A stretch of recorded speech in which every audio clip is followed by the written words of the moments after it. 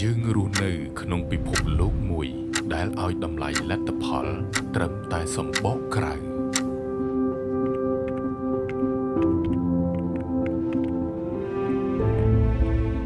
ប៉ុន្តែ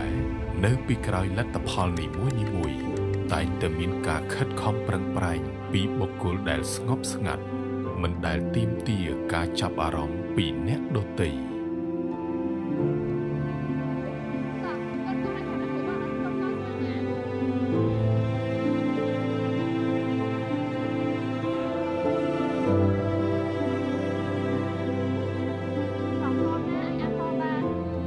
នៅពីក្រោយអនាគតដ៏ត្រចះត្រចង់តែងតែមានអ្នកជ្រុំជ្រែង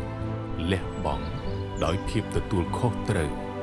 ដែលពួកគាត់មិនដែលទាមទារគុណសម្បត្តិមុនពេលមនុស្សគ្រប់គ្នាចាប់ផ្ដើមថ្ងៃថ្មីពួកគាត់កំពុងចាប់ផ្ដើមបំពេញការងាររបស់ពួកគាត់រួចហើយមនុស្សគ្រប់គ្នារីករាយនឹងខ្យល់បរិសុទ្ធផ្លូវស្អាតបរិយាកាសល្អនៅរៀងរាល់ព្រឹកប៉ុន្តែប្រហែលជាមិនដែលមានអ្នកចាប់អារម្មណ៍លើបុគ្គលដែលនៅពីក្រោយទីក្រុងដ៏ស្រស់ស្អាតរាល់ពេលថ្ងៃចាប់រះនោះទេ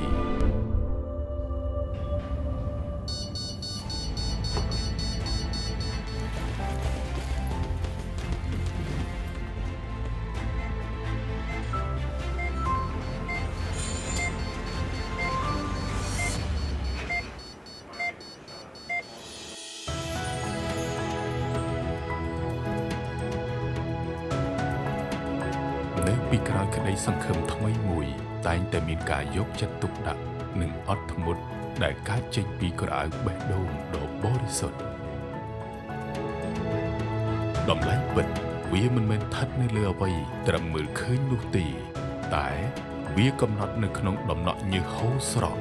ការលះបង់អត់ធ្មត់ភាពទទួលខុសត្រូវទោះបីគ្មានអ្នកមើលឃើញក៏ដោយ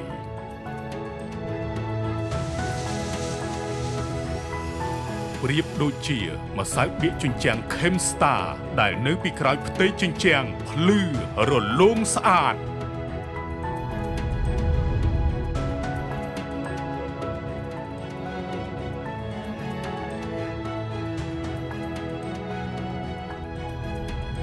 Kemstar ម្សៅបៀកជញ្ជាំងដែលកម្ពុជាទុកចិត្ត